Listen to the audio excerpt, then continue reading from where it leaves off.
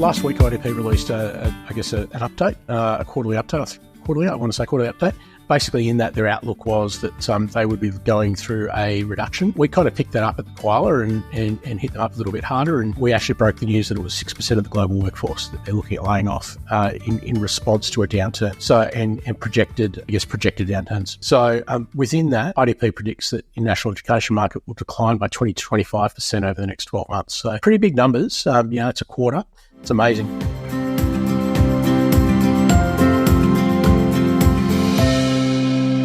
G'day, I'm Rob Malicki. I'm the CEO of the Global Society, coming today from Garigal Land in Sydney. And I'm Dirk Miner, founder of the Koala News, and I'm coming to you from Whadjuk Noongar country in Perth, Western Australia. And Dirk, it's Wednesday the 12th of June. I'm just fresh out of the IEAA webinar where they've been talking about, they've been going to try and put together their submission for the international education consultation that's currently open, and of course that closes on Friday. So this is the pointy end for Australian International Ed, isn't it? It really is, yeah. 5 p.m. this Friday is the framework, and then not to discount, but in tandem, the ESOS Bill amendment is also out for consultation at the moment. That's due on the 1st of July. For those people that are wanting to feed back to government around some of these changes, it's a very busy time. And for those people, if they haven't sort of tuned into what's been going on recently, these consultation periods have been incredibly short, haven't they? Yeah, certainly. My understanding, so certainly the framework has been very short, and I think we mentioned in the last podcast, Tracy Harris wrote a story about, don't blink or you'll miss it. I think all in all, it was possibly 3 weeks that was open for consultation, which again, from a government perspective, that's probably a fairly short period. The thing that strikes me, and I'm sure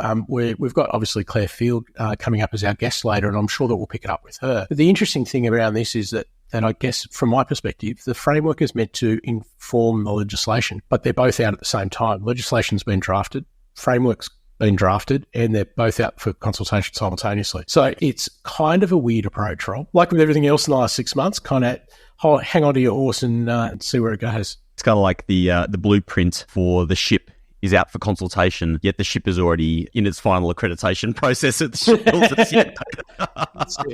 It's about to be launched from the dry dock.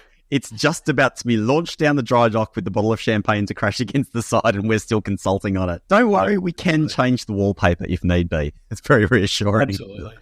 And it's kind of funny, isn't it? Because we've been having these sort of messages, a few little bits and pieces slipping out from the government. We had the Treasurer on, I believe it was Insiders, a couple of weeks back, sort of saying, international students and migration doesn't really make that much difference to housing. It's around the edges, I think his word. And we had some interesting commentary from Jason Clare, the Minister for Ed, on Sky News in the last few days. Yeah, so I think it was on Sky News Sunday Agenda on Sunday, as its name suggests. Yeah, really interesting interview, and it's been picked up quite a bit on social. For the want of a better word, contradictions in this. So Claire's obviously made a statement, says that he's been approached by a number of universities that have been interested in a cap system. Declined to mention any names. So it's really kind of interesting when the politics of this and as the rollout to media starts cranking out, just how little detail there is, and the transparency seems to be not quite as transparent as what it should be. I personally don't know of any institutions that are in support of caps. I know that I think 1 or 2 vice-chancellors have spoken about if we had a cap.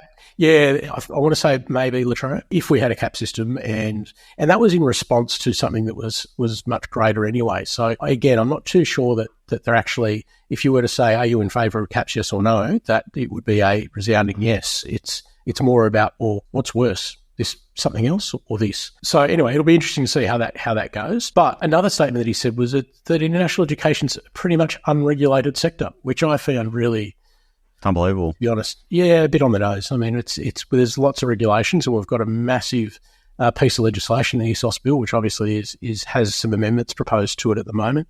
We've got a national code.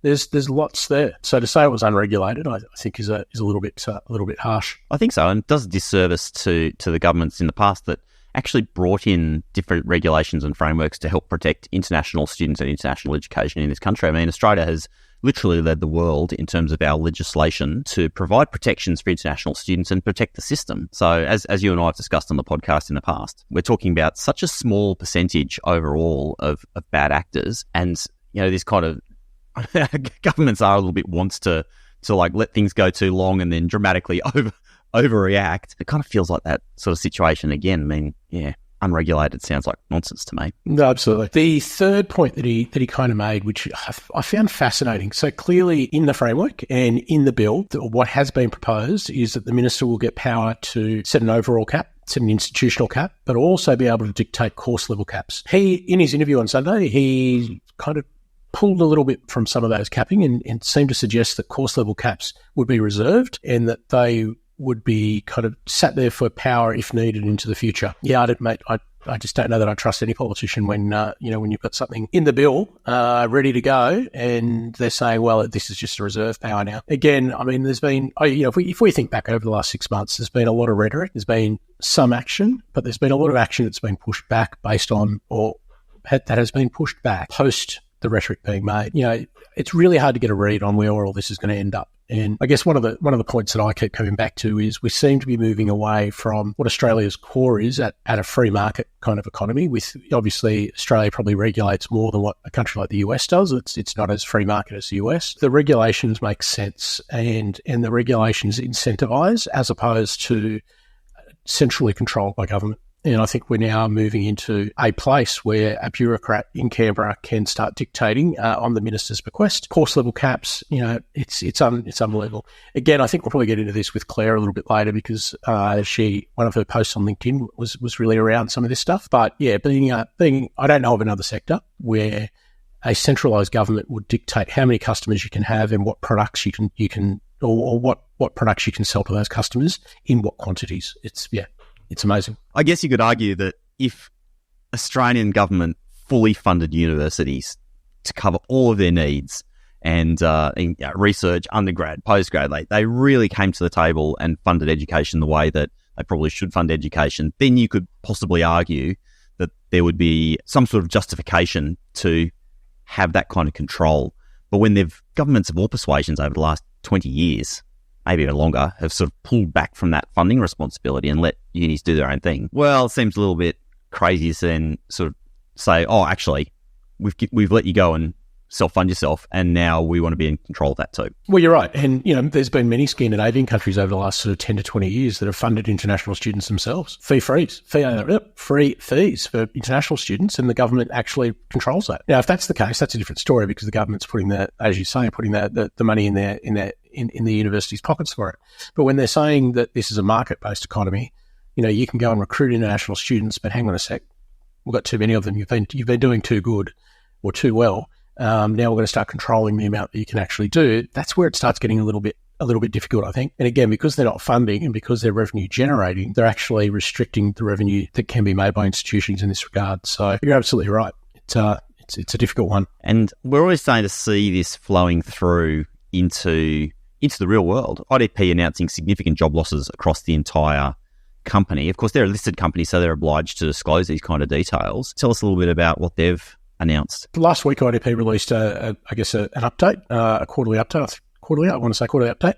Basically, in that their outlook was that they would be going through a reduction. We kind of picked that up at the koala and hit them up a little bit harder. And we actually broke the news that it was 6% of the global workforce that they're looking at laying off in response to a downturn. So and projected downturns. So within that, IDP predicts that the national education market will decline by 20 to 25% over the next 12 months. So pretty big numbers. It's a quarter.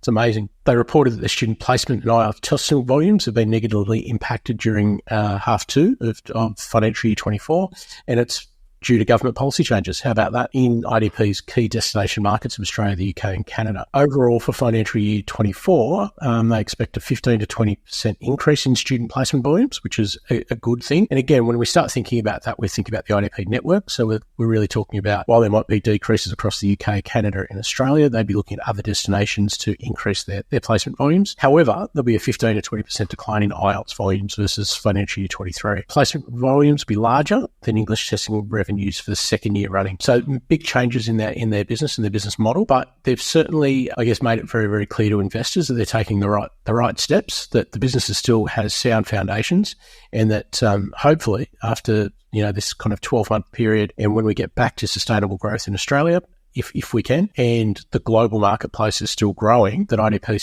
still in a strong position. So all the best IDP. My heart goes out to those 6% which I think equates to around 400 job losses for those who are affected, their families and everyone else. Yeah. No, I really feel for them. The sad thing, I think, is that this is probably just the tip of the iceberg. This has been the first major announcement. I think Federation Universities has announced some retractions. They won't be the last university before the end of the year to start looking at restructuring and job losses based upon income generation or revenue generation from international students, not to mention all the support staff that work in agencies or other related sectors as well. So, I think there was a story that came out looking at the Financial Review, I think put something out around 2,000 job losses so far, and it is just the tip of the iceberg. So it's a sector, $48 billion sector. If that decreases, 20-25%, you're going to be down to, kind of the 35 billion mark. That's a lot of money to lose out of a sector. It's a lot of activity and a lot of jobs. So for an industry that employs 250,000, it wouldn't be a stretch to say that, 10% of that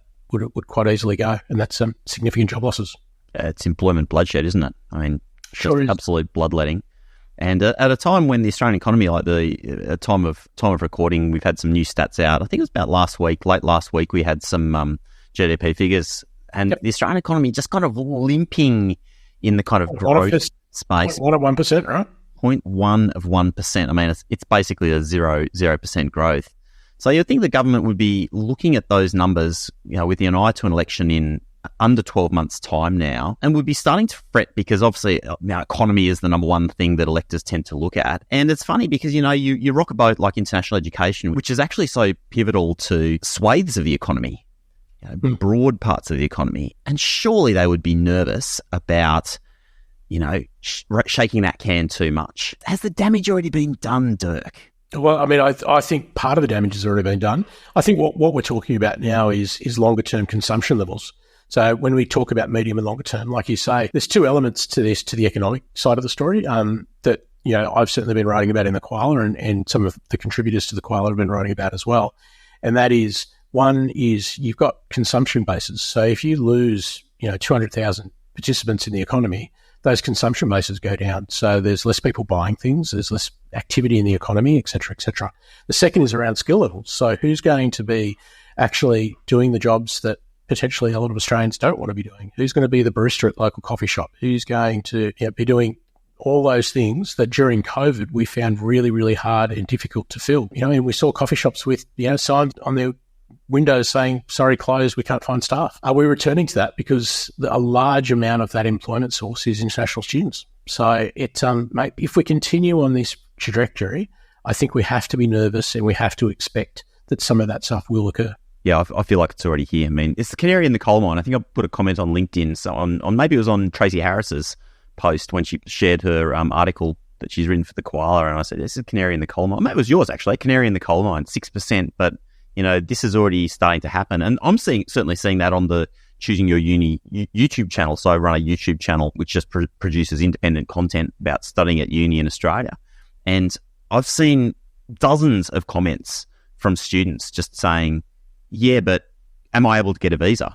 I've been made an offer, but can I still get a visa? How long is the visa process going to take?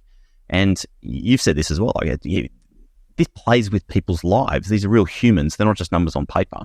This is people's lives. And eventually that uncertainty just flows through into the decision-making process, including for those 80% of international students who come, get a great education and go home. Well, why would you come here if you throw yourself into that uncertainty? So I feel like we're reaching that tipping point where it's just going to be too late, consultation or not, Yeah, no, you're absolutely right. And look, the sad thing about, maybe not the sad thing, the disappointing thing about all of this is that a lot of these decisions are being based on false information. Last week, the ANU Migration Hub brought out a report. It was if anyone has, probably a 10-minute read, it's well worth it. Google ANU Migration Hub report, and there's a guy called Professor Alan Gamlin, who's the director there, and spoke about net overseas migration, spelt it out really, really clearly in terms of what net overseas migration is and what the issues are that we're facing right now. And one of the things that he really came up with was that arrivals have actually been lower than expected, so particularly over a 4-year period. So if you look at what arrivals would have been, they're way down. according to Alan, the big thing is departures. So when you talk about, so net overseas migration as defined by that is the difference between arrivals and departures. Typically, they even out. But because of COVID, what we've seen is people staying a lot longer. And that, again, based on government policy, they've had visas to be able to enable them to stay longer. So we haven't been seeing the departures that we would normally have seen over a similar period. What we've seen, though, is the arrivals based up, top up, with less people leaving. And so the net overseas migration figures are much different to what we would expect. In his view, we would have expected about 286,000 for the net overseas migration. It's up to 518. The good thing about that is that he believes that it's highly likely that the net overseas migration surge will naturally subside over the medium term. So again, if we can hang on and not make this into a knee-jerk situation, they will even themselves out. But we're just seeing this pent-up demand from COVID still hanging around. Yeah, students who hadn't gone home, visitors more generally who haven't gone home because of COVID, who have been allowed to stay on for extra periods. But I think over the next 12 to 18 months, we'll start seeing that departure rate increase and net overseas migration come back to sort of a more balanced kind of view. Smells like there's an election in the air because that number's going to come off the steam just in time for an election campaign. Absolutely. Yeah. And it's if you've only got to tune into, any news channel at the moment, and Peter Dutton seems to be highlighting a lot of this stuff at the moment. And look, it's starting to get a bit nasty between the two leaders. Obviously, Albanese had a crack at Dutton the other day, and, we're now talking about climate change and some of the alternate policies around Liberals. So you're absolutely right. We're now seeing a situation in a lead up to an election where there's going to be quite a bit of vitriol in conversations, and let's hope for the sake of our community and our place in the global community that migration isn't picked up in a way which is a negative for Australia. Australia's always been a very welcoming country, and it needs to continue to be. And the messaging that comes from Australia plays a really important part in what our place is in the global community and how certainly international education engages with the globe. So fingers crossed that doesn't go into the toilet. Yeah, and Peter Dutton does seem to have found his selling points, I suppose you'd say. He's found the places where he's starting to make inroads on the government, and certainly migration is one of those hot and button issues where the right side of politics feel like they have a natural advantage, and it just feels like he's going for broke on it. Not knowing that should he win an election, what he does after an election is completely different to what gets said in the lead up to it.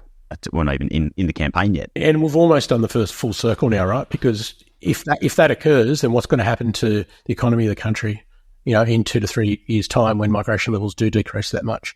We're all going to feel the pain. So it's a difficult one, mate. Really difficult one. Well, there was interesting analysis came out from the Grattan Institute, just released some really almost startling modelling based on the coalition's policy around migration, cutting permanent migration from 185,000 to 140,000.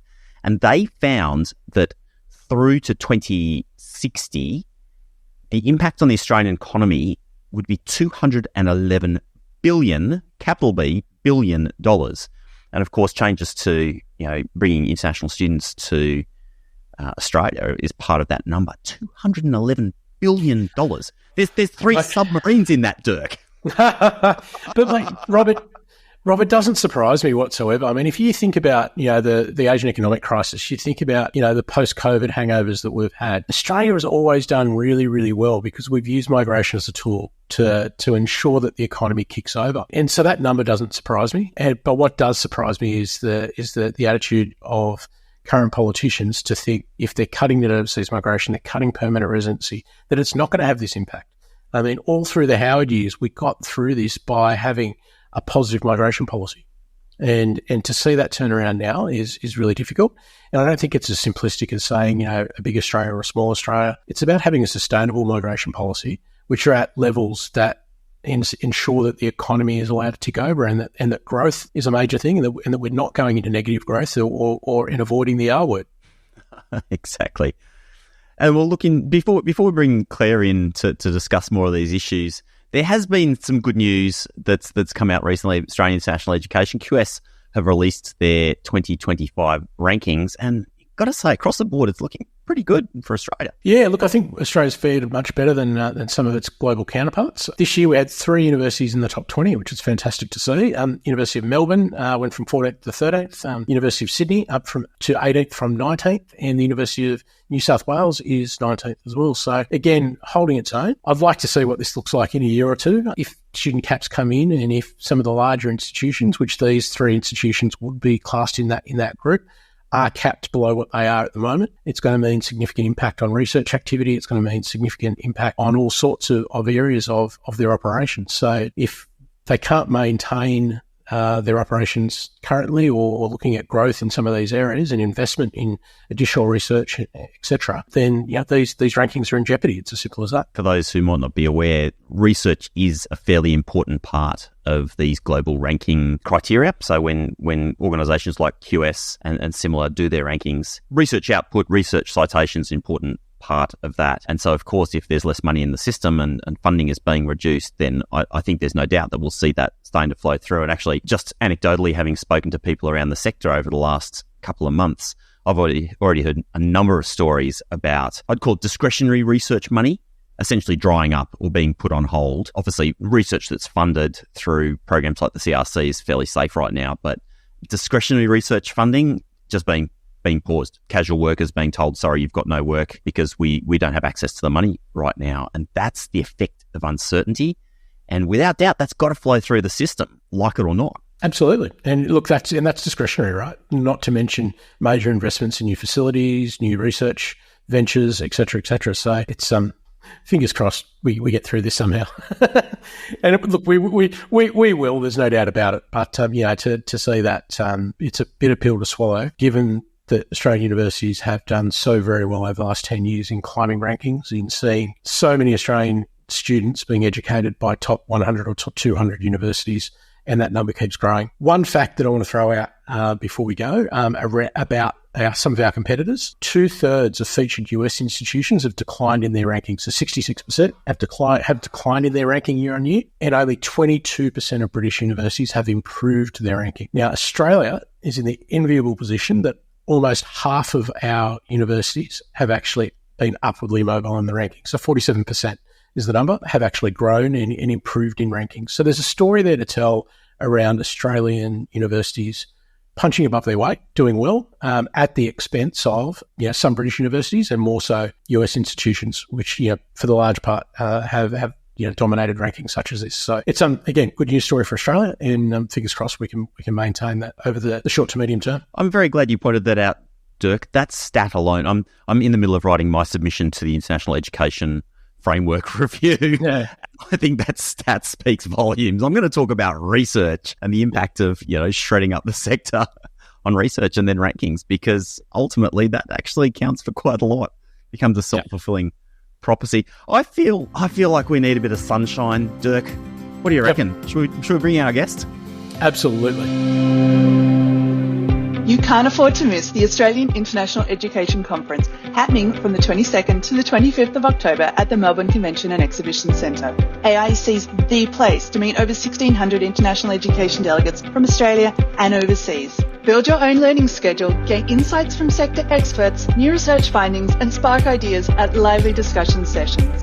Plus, there's plenty of networking opportunities, from the expo hall to brain dates and social events. Make sure you're at AIEC 2024 in Melbourne. Learn more at aiec.idp.com. Our guest today is the one and only Claire Field, who's the principal of Claire Field and Associates. And welcome back to the podcast, Claire. I'm really looking forward to this conversation. It always makes me a bit nervous when someone welcomes you to talk to them and they start giggling.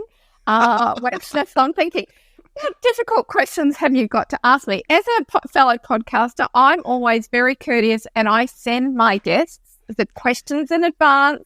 I don't necessarily stick to all of them, do ask a few others, but, just flying by the seat of my pants, and we start off with you laughing. So this could be terrifying, but lovely to be back. At this stage, it's lovely to be back, and thank you for the opportunity.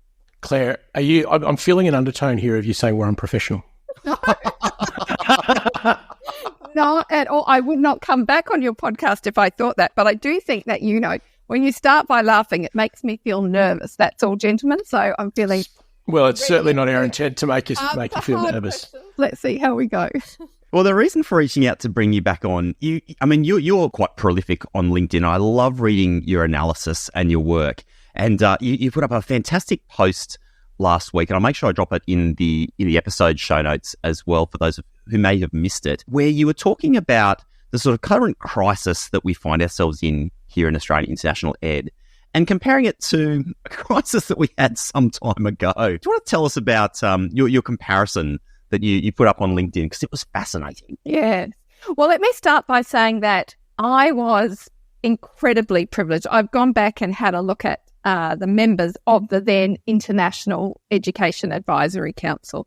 And I knew at the time it was an incredible, trust placed in me by Senator Chris Evans, who was the minister at the time who convened this council. It was chaired by Michael Chaney. There was Professor Ian Chubb, the chief scientist, former WA Premier, Jeff Gallup was on it, former ambassador to China, Jeff Raby. I mean, just an incredible Jennifer Westercott from the Business Council of Australia, Margaret Gardner, and a range of others, and me. And it was an incredible experience at a really difficult time in the sector. I was probably a couple of years, maybe 18 months or so into the role as the head of the then peak body ACPET. And some of those lessons have clearly, stuck with me for a while. There's a range of reforms that the government's making at the moment. We don't know the shape of all of them, notably the student caps, and it's not clear what impact it's all going to have. Initially, poor claims of educational delivery being weak in particularly the international private vet sector, not exclusively, but predominantly. Where there were problems, that was where they were. That was 2008-9. And again, we've seen that through the Nixon review, particularly most recently. Loose immigration settings, right? Post-COVID, let's let students work. They don't even have to study. They can switch out and just be working. And we left those visa settings open far too long. And the sector kept warning about that. But government was focused on enough workers, keep the economy going. And most regrettably, we've got anti-migrant sentiment being stirred up today. And we had it back then. If you remember back then, we were obsessed with asylum seekers seeking sanctuary, and we needed to turn back the boats. And that was a huge part of our discourse. So there is a lot of similarities between where we find ourselves today and where we were 10 or 15 years ago. I agree more. One of the things when all this kicked off, and I think we spoke about it potentially on your podcast, Claire, the three things the government really needed to focus on was that unrestricted work rights and being able to pare that back. The second was the 408 COVID event visa. That got left open way too long. Both of those provided incentives for students and agents and other actors to, again, look at Australia as a destination for working rather than study. They're government levers. They left them open, and unfortunately, the sectors had to really bear the brunt of those. And number three, of course, is the concurrent COE issue. Being able and having students moving from higher education programs into those areas. The government's closed the loophole on the COE, so on the concurrent COEs. So I think as those three issues exist, I think we're pretty good. Another factor that's a similarity between the two crises and where government has the levers, and I say this as a former vet regulator, is that there were quality and integrity problems, particularly in the private vet sector, way back then. And it was actually one of the reasons for the establishment of ASQA at the time, that we needed a national regulator because we needed to improve and have greater consistency in regulation. Well, we've now had that in place for 12, 13 years, 14 years, and we've still got problems. Now, no doubt the people at ASQA are, acting and taking action, and they do quote figures about 30-odd providers that they're taking action against. 34, I think, was the first tranche of warning letters, yeah. Yes. Well, there's the warning letters, and then that's not necessarily. So there's two, just important clarification on this, because there have been people sharing who they think has got a warning letter, and there's some very good providers who might have got warning letters. What I would say is there's a difference between those some who might have got a warning letter about how many students they were enrolling versus the numbers that are quoted by ASQA about we've issued sanctions or we're pursuing problems and we're thinking about cancelling registration. And there might be some overlap between. You would hope so, wouldn't you? Well, you might. But the problem that we have is we can't check any of that, and it's not very transparent because there are no lists anymore in an easily identifiable space of exactly which providers ASQA is taking that action against. Again, if it's only 30-something, irrespective of whether it's the list of people who got a letter or those that are quoted in when ASQA speak at conferences, it's not very many. Right. Are we really doing all of this? We did. I think Rob and I did the sums last podcast, and there's something like 1,400 cry-cross providers, and I think Correct. it was 2 point something percent of the market. So, there's certainly no widespread fraud or widespread dodgy behaviour as being referred to by some ministers out on the road. But Minister Clare speaking on the weekend, where he was very correct and went straight to the figures, the latest enrolment figures.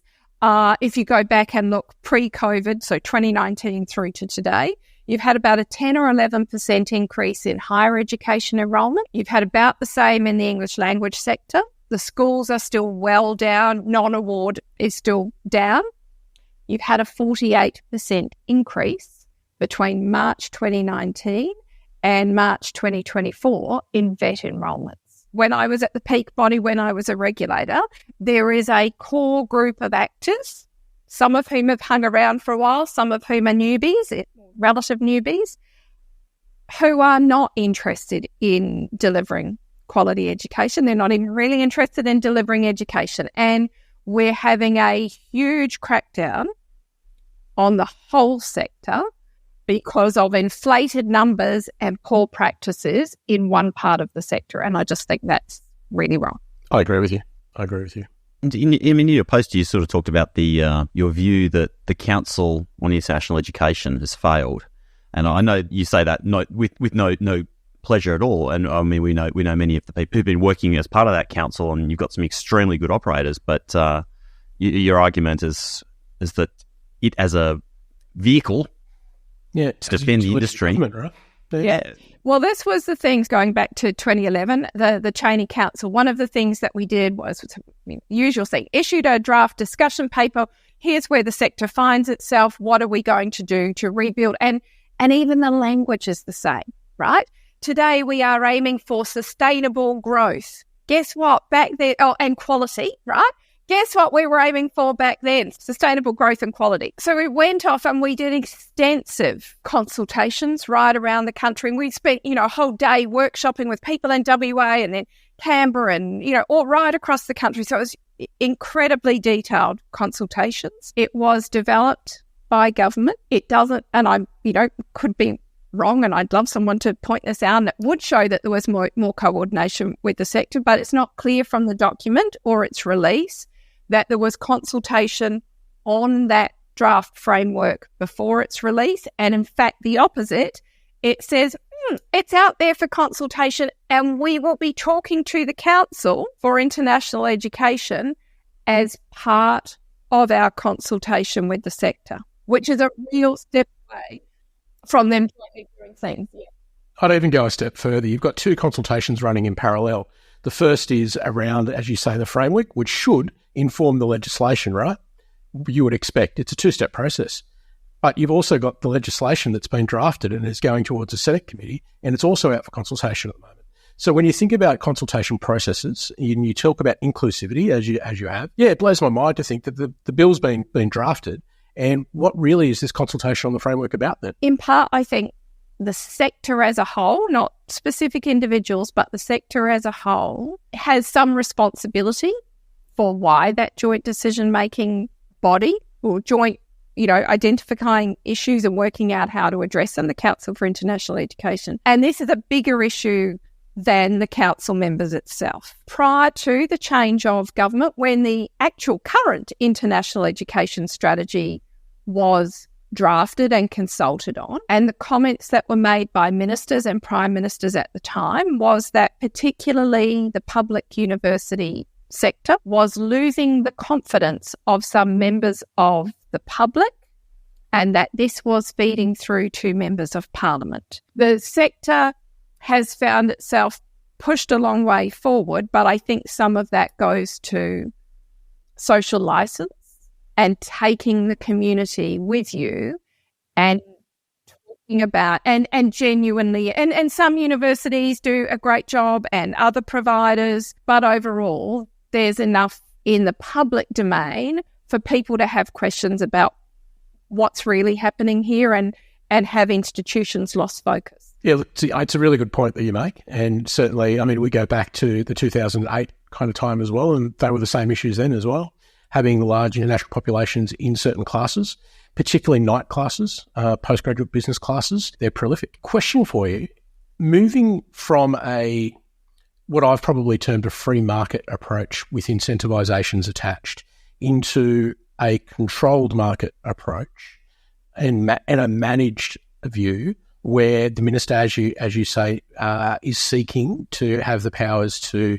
tell institutions or tell organisations how many customers they can have and what products they can give to those customers. Do you think it's on a high level the right move? I preface this by saying I clearly don't. I think it's a move to a centralised government approach to a market.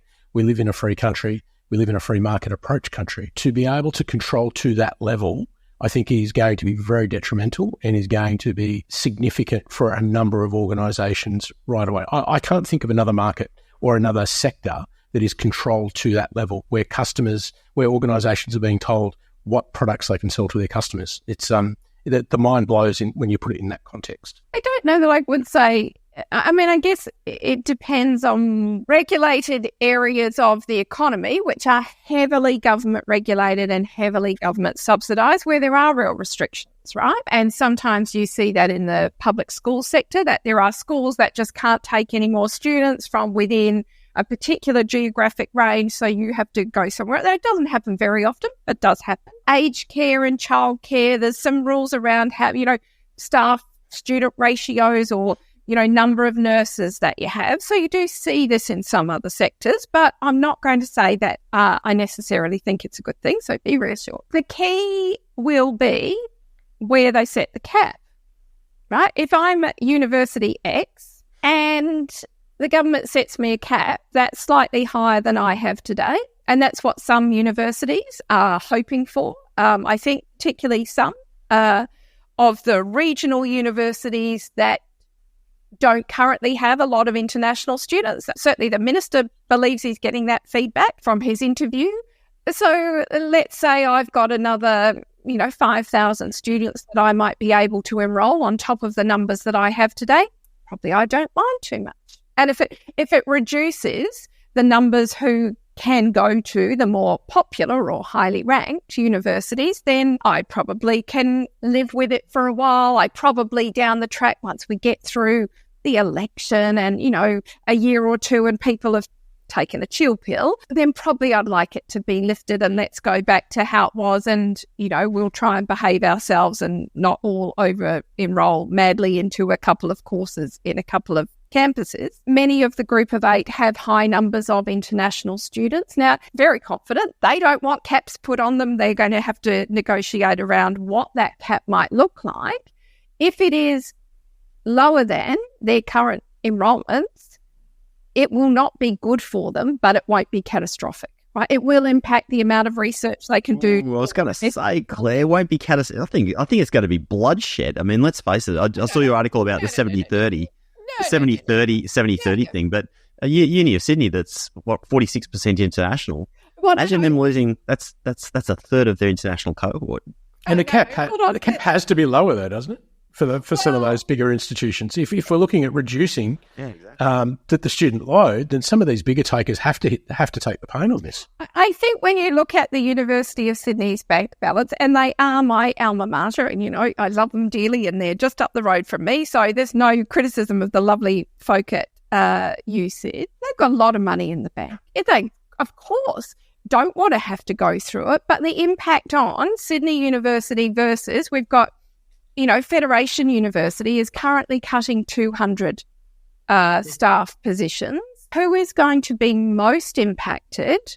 Right now, I don't know whether the government, the minister talked about the 70-30 ratio. Is that where you settle a cap? Well, when I added it all up, I think that's not the way to do it. A smaller number in 2025 and a smaller number still or the same number, 2025 as 2026, it's not going to bankrupt Sydney Uni. Relax. We don't need to be worried about them. The ones we need to, nearly done, but the ones we need to worry about, truly worry about, are the very cash-strapped regional unis who are highly reliant on international education revenue and whom it is going to take a year or two for domestic funding, even if they get enough extra funding, right, in the new funding model, they are going to be seriously stretched, and their students have far fewer opportunities than kids who live, in my apartment block or down the road from me.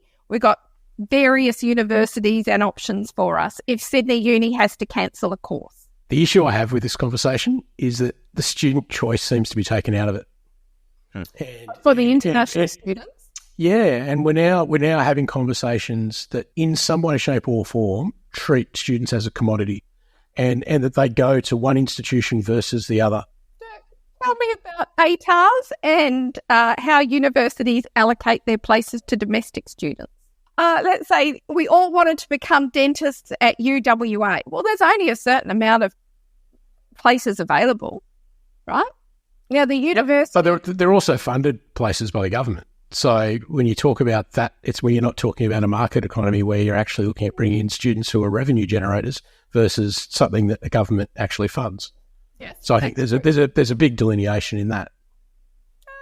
And again, not all international students can become dentists either, because there absolutely are course limits on professional programs as well.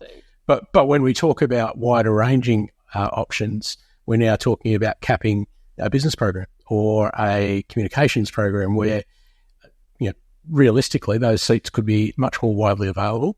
And then when we look about, we talk about literally, whether they go to this university or that university, I just think there's something inherently just horrible about that conversation. Look, I don't enjoy it. I'm less troubled by a university saying we've got this many places. ANU has done it for years, right? They've deliberately chosen to put a limit on the number of international students, and they would have got squillions more applications and could have, enrolled many, many, many more students. But some years ago, Brian Schmidt and the executive took the decision that they wanted to have parity between domestic and international. So I think some universities have done that. I'm shocked. I'm shocked that government would oversimplify in this way. It's a horrendous thing. Oh, look, as an ex-government official, this is hard to do, right? Of course, it's incredibly I've hard never to been do. a minister. I don't know if that's hard to do. I do. I think this goes... sort of learned from the past, that's all. Yeah, exactly. Learn from the past, and I think it goes back to what Dirk's saying, which is, do we really want a system that's being regulated in that way? And I've sort of put this on LinkedIn as well. The government wouldn't regulate iron ore exports. So do we really want them in that space? But it looks like it's going to happen anyway. And Claire, it's been great having you back on Global Horizons to chat us about your thoughts. What's coming up for you next? What's new, exciting, different? Any holidays coming up, Claire? Look, I'm very lucky that I'm a woman with a very good laptop, and I am able to work from a range of different places, and I will be off working from overseas, bit of time in Africa. I was actually doing a podcast recording this morning and hearing about some amazing things that Studiosity are doing. I think the last time we spoke, you were heading off to Egypt, so this is becoming a bit of a pattern, Claire. Oh, look, Egypt is once it captures your imagination, you just there's so much to see. Oh, lovely. Well, travel safe and go well. Thank you. We are not jealous at all, and very happy that we can be part of your pre-departure process for your global jaunts. Awesome to be on the podcast. Dirk, as always, thanks for joining me again today. And once again, listeners, if you are not yet subscribed to The Koala News, make sure you get on thekoalanews.com for all of your Australian and global international education news. And while you're at it, jump on Claire's website as well. Claire's got a great, what would you call it, Claire? Newsletter? Oh, I have a subscriber newsletter, but I also do a weekly kind of what's on my mind and what do I think is going on. And you can find that in the news section. Thank you. Well worth a read. All the details in the show notes. Guys, thanks very much for joining me, as always, on Global Horizons. See you next time. Thank you. Thanks, Rob. The Global Horizons podcast is brought to you by the Global Society, Australia's learning abroad support company. For about 10 years, the Global Society has been supporting Australian learning abroad teams with technology, training, consulting, strategy, marketing, you name it. We all know that learning abroad is time-consuming and complex, so if your team could use a little bit of extra support, reach out to the Global Society, globalsociety.com.au. Today's episode was recorded on Garigal land in Sydney, and we pay our respects to elders, past, present, and emerging. Thank you. See you next time.